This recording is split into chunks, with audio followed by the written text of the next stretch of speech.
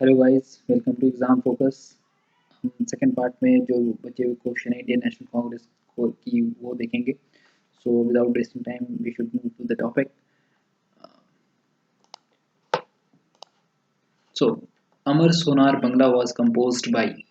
देखिए, सोनार बंगला जो है एक कंपोजिशन था जो कि किसने किया था? इसने रविंद्रनाथ टैगोर ने किया था। और कब किया था? जब पार्टीशन हुआ था बंगाल का 1905 में। और एग्जैक्ट डेट था 16 अक्टूबर। और तो पूरे कंट्री में एक एजिटेशन फैल गया था। और ये शुरू हुआ था बंगाल से। कृष्ण कुमार मित्रा और सुरेंद्र नाथ बनर्जी ने इनिशिएटिव लिया था एंटी पार्टीशन मूवमेंट के लिए। और उसके बाद फिर ओवरऑल पूरी कंट्री में ये एजिटेशन फैला था।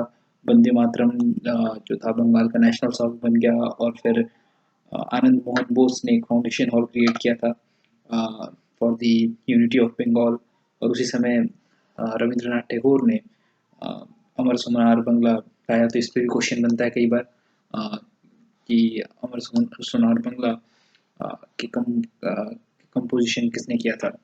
और जब रविंद्रनाथ टैगोर की बात हो रही है तो सबसे इम्पोर्टेंट बात कि 1913 में उन्हें नोबेल प्राइज़ मिला, नोबेल प्राइज़ फॉर लिटरेचर। और उसके बाद 1930 में सी वी रमन को मिला था फिजिक्स के लिए नोबेल प्राइज़। और उसके बाद 1979 में किसे मिला था? मदर टेरेसा को for the peace. Mother Teresa को पीस के लिए मिला। और उसके बाद सबसे रिसेंट जो हमें मिला है वो है कैलाश सत्यार्थी को नोबेल प्राइज़ 2014 में।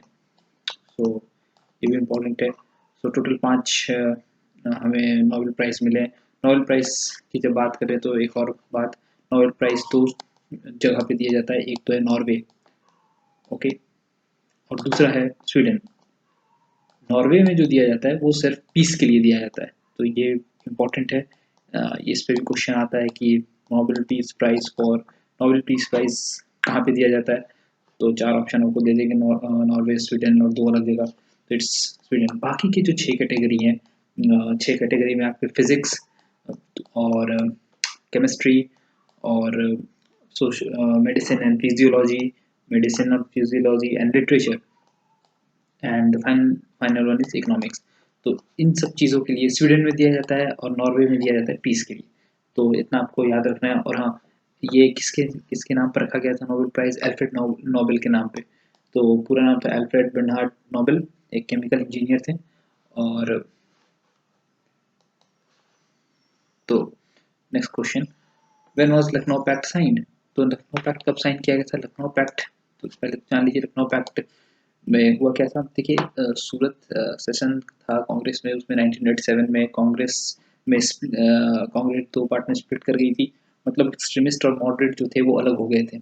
सो 1916 में लखनऊ पैक्ट हुआ। और इसमें जो मॉडरेट्स थे वो एक्सट्रीमिस्ट के साथ फिर से मिल गए थे। तो moderates were welcome back by extremist. और इस सेशन में दूसरी इंपॉर्टेंट बात 1960 में हुआ था।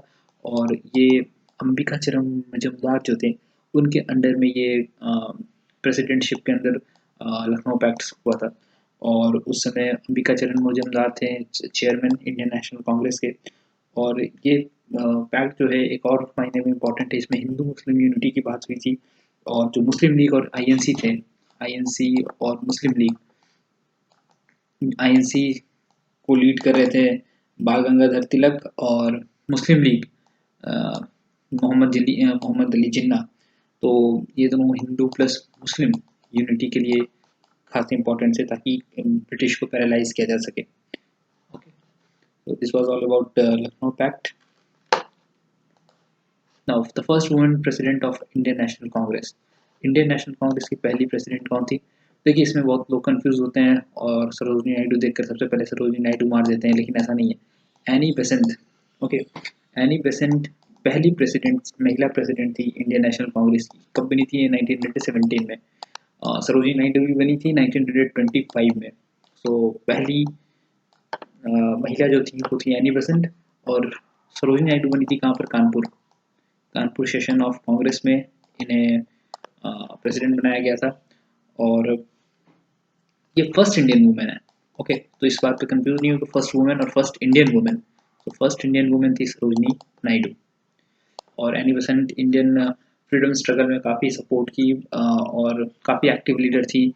She was from Ireland, Ireland की रहने वाली थियोसॉफिकल सोसाइटी की मेंबर भी थी। हेलेना ब्लेवेट्स्की, ये 1875 में इन्होंने बनाया था थियोसॉफिकल सोसाइटी न्यूयॉर्क में, और उसकी मेंबर एनी बेसेंट भी रही थी। और Annie Besant Indian home rule movement में भी रह चुकी थी, और उन्होंने ही शुरुआत किया था इंडियन होम रूल मूवमेंट का। इन्होंने सेंट्रल हिंदू स्कूल भी बनवाया था। ओके, और 1893 में भी इंडिया आई थी। Now who was the political Guru of Gandhi ji? Gandhi ji अपना पॉलिटिकल गुरु गोपाल कृष्ण गोखले को मानते थे।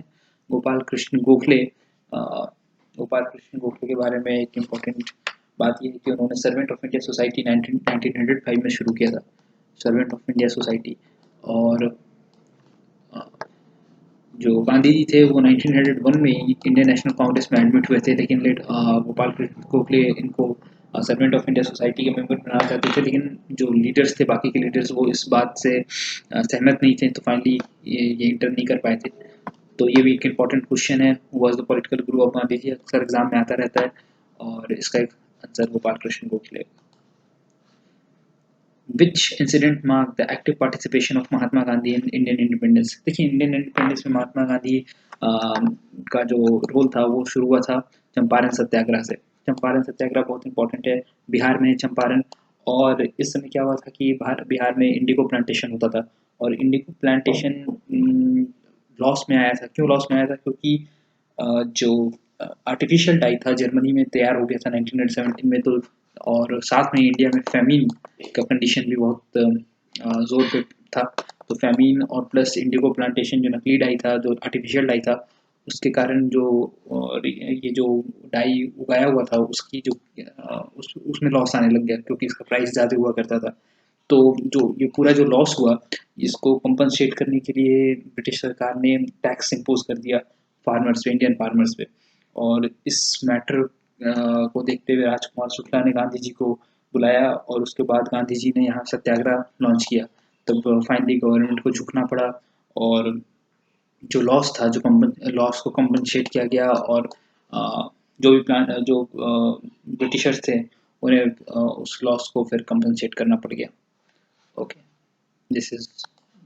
और हाँ, गांधी जी जो थे वो 1950 में इंडिया आए थे as a barrister from South Africa, और 9 जनवरी को आए थे। तो 9 जनवरी, और इसको प्रवासी भारतीय दिवस हर साल इसी डेट को मनाया जाता है, प्रवासी भारतीय दिवस। तो ये बहुत इंपॉर्टेंट है, 9 जनवरी।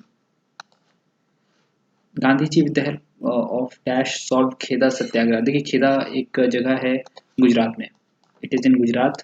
और इस यहाँ पर क्या हुआ था कि फेमिन की सिचुएशन आई थी 1918 में, ये हुआ था 1918 में। और खेदा में जो फेमिन आई, और इस फेमिन के कारण जो लॉस हुआ फार्म में या खेती में, उसको कंपनसेट करने के लिए ब्रिटिशर्स ने 23% टैक्स इम्पोज कर दिया इंडियन फार्मर्स पे।